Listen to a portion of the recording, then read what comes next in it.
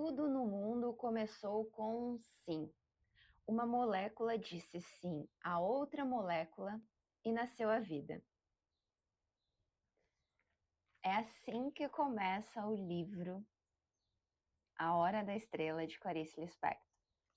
Oi, pessoal. Então, eu vim aqui falar um pouco sobre a minha primeira leitura de 2026, também sobre possíveis metas de leitura, sobre metas de ano novo, sobre qualquer coisa. Então, para quem me acompanha no Instagram, deve ter visto que eu comecei, né, a reler no início de janeiro A Hora da Estrela, da Clarice Lispector, e eu falo reler, mas na verdade, para mim valeu como uma primeira leitura. Porque a primeira vez que eu tive contato com esse livro foi na época do vestibular.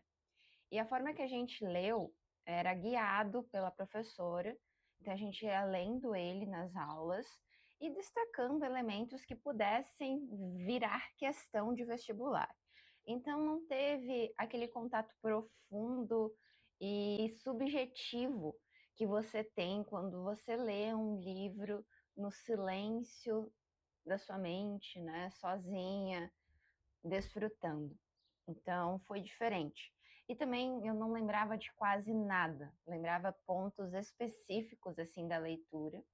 E além disso, olha, eu fiz botox, porque eu estava gravando o vídeo, estava me incomodando, porque eu fazia muitas expressões aqui e a minha testa subia. Então agora eu posso fazer todas as expressões que existirem e eu não fico com marcas, olha só. De fato, é um livro diferente, não é um ele é construído de forma diferente. Primeiro que foi escrito, né, pela Clarice, mas quem está, né, o narrador da história é um homem, é um escritor, e ele está construindo a história da Macabé. Então, não é uma voz feminina que constrói a personagem, é uma voz aí de um escritor. Então, até você entender, às vezes deve levar um tempinho. Então, além de tudo, esse livro é uma história que conta como se forma uma história. E eu achei bem parecido nesse aspecto de o narrador participar da história, porque o livro que eu li anteriormente, A Imortalidade, do Milan Kundera, também era mais ou menos assim, que ele viu uma mulher no clube e começou a escrever uma história sobre ela. E aqui acontece a mesma coisa. Esse escritor vê uma moça na rua e aí ele cria toda uma história para ela. E que história! Em vários momentos do livro eu fui dormir chorando, porque é o momento que eu leio antes de dormir. Chorando sem conseguir explicar o motivo de verdade. Porque é uma história que toca num aspecto da alma humana que você não consegue mensurar em palavras. Eu não sabia porque eu estava chorando, se era de tristeza, de pena, ou de saber que sim, existiram pessoas nessa situação, e que às vezes a gente nem faz ideia, né, que essas pessoas existem nas avenidas andando por aí, que é o caso da Macabé. Então, foi uma leitura fácil em questão, né, de número de páginas, foi rápida e para mim fluiu muito bem. Então, quando eu vi, eu já tinha acabado. Então, para mim funciona. Já ouvi pessoas falando de que de fato não funcionou, teve que parar. E né, cada um tem o seu momento. Mas, assim, um livro daqueles que realmente toca a alma e que de fato, você não pode passar por esse mundo, por essa vida, sem ler Clarice. Porque Clarice, ela é única. A forma que ela construía as histórias, como que ela construía, né, toda a sua literatura é muito único, que você não encontra em escritor nenhum. Então isso é legal, é muito Clarice, né? Você começa a ler, para quem já tem familiaridade na obra, eu já li outras coisas dela, você sabe que você está lendo uma Clarice Lispector. Então isso é bem legal. Assim, ele é um livro cheio de frases que você tem vontade de grifar, porque são frases bonitas e muitas aparecem na internet o tempo todo. Então, são frases famosas da Clarice Lispector, tipo Tempo de Morangos, vem desse livro. Já que sou, o jeito é ser, vem também desse livro. Eu devo ter marcado em algum lugar aqui. E assim, Clarice não escreve para entreter. A Clarice, ela escreve para desorganizar. É impossível você ler algo dela e não causar um caos, uma bagunça dentro de você, seja nas coisas que você pensa, seja nos seus sentimentos. Então, de fato, ela tira o leitor de um lugar confortável.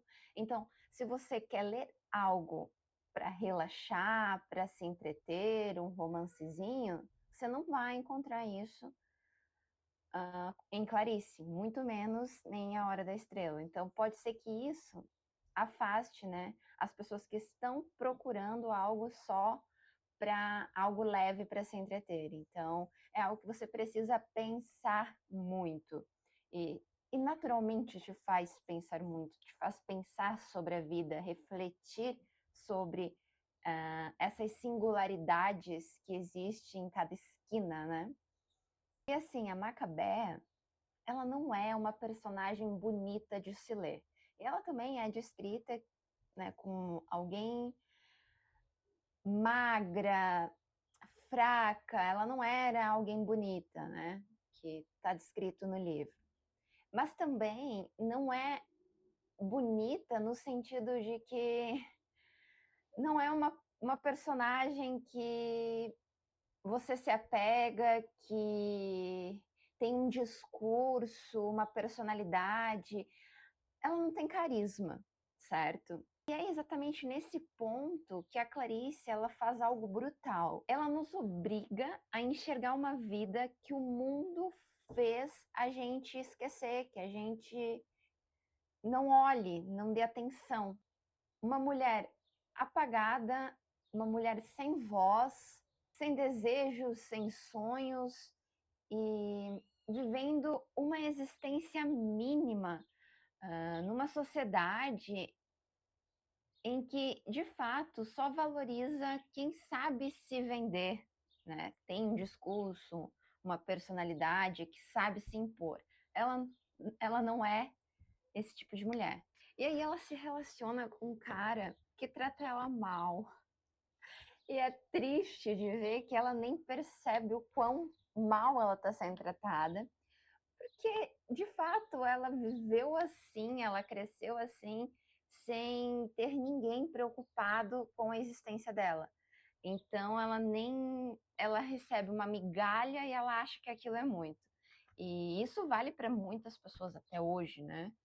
Que às vezes a gente não consegue enxergar o quão mal estamos sendo tratadas, porque a gente se acostumou a receber sempre o mínimo.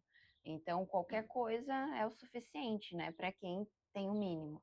E aqui aparece muito bem.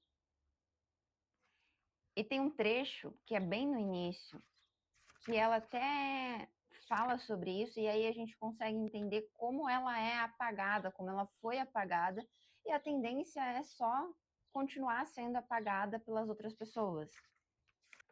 É um diálogo com o namoradinho dela, quando eles se conheceram, eu acho. Que aí ela falou o nome dela, Macabea, e ele perguntou: Maca o quê?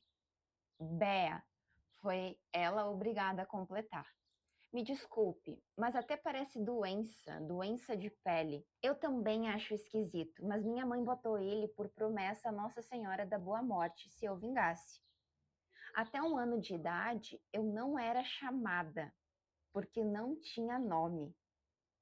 Eu preferia continuar a nunca ser chamada, em vez de ter um nome que ninguém tem, mas parece que deu certo. Então você percebe como ela se contenta ali com pouquíssimo, porque foi criada com pouquíssimo. E aí tem mais uma cena que ela tá com o José Olímpico, eu acho que é só Olímpico o nome dele, e ele fala assim: Pois olhe, vou lhe pagar um cafezinho no botequim. Quer? Pode ser pingado com leite? Pode, é o mesmo preço. Se for mais, o resto você paga. Macabea não dava nenhuma despesa a Olímpio. Só dessa vez, quando lhe pagou um cafezinho pingado, que ela encheu de açúcar quase a ponto de vomitar, mas controlou-se para não fazer vergonha. O açúcar ela botou muito para aproveitar. Tipo, socorro!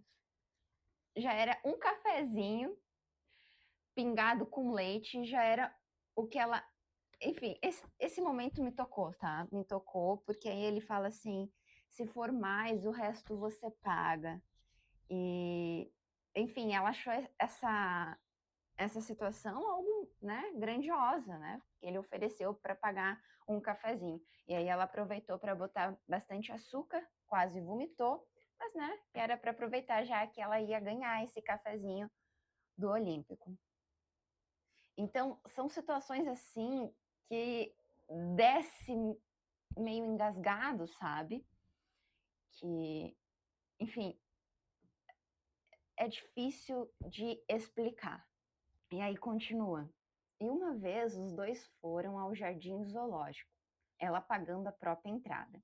Teve muito espanto ao ver os bichos. Tinha medo e não os entendia. Por que viviam? Mas quando viu a massa compacta, grossa, preta e roliça do rinoceronte, que se movia em câmara lenta, teve tanto medo que se mijou toda.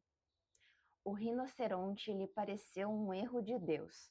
Que me perdoe, por favor, sim, mas não pensar em Deus nenhum. Era apenas um modo de, com graça de alguma divindade, Olímpico nada percebeu e ela disse a ele: estou molhada porque me sentei no banco molhado. Então, esse livro ele é o tempo todo com essas situações que te fazem engolir seco. Mas, né, o final é surpreendente, então vale a pena ler. Você fica com um oco no peito depois que termina e, né, começa a pensar várias coisas e a imaginar, né, várias histórias, assim como o escritor, né, imaginou essa história. Só queria mesmo falar um pouco sobre o livro da Clarice, que foi bem especial ler, e dar um oi, né, já que o ano começou e estou bastante envolvida com os projetos pessoais e trabalho, mas dei um tempinho aí para conversar e ler. Né? Leitura sempre está nas minhas metas, todo ano eu tento ler. Não fico com metas de quantidade, eu gosto de qualidade, porque tem livro que eu gosto de demorar, porque eu não apenas leio, eu acabo, né, estudando ele. E tem alguns, né, que você realmente precisa parar, ler outras coisas, né, ficar ali fritando o cérebro, é normal. Então eu não coloco quantidade. Eu leio o quanto dá. Eu termino um livro e começo outro. É sempre assim. Eu nunca fico sem nada para ler. Então é isso. Tchau, tchau.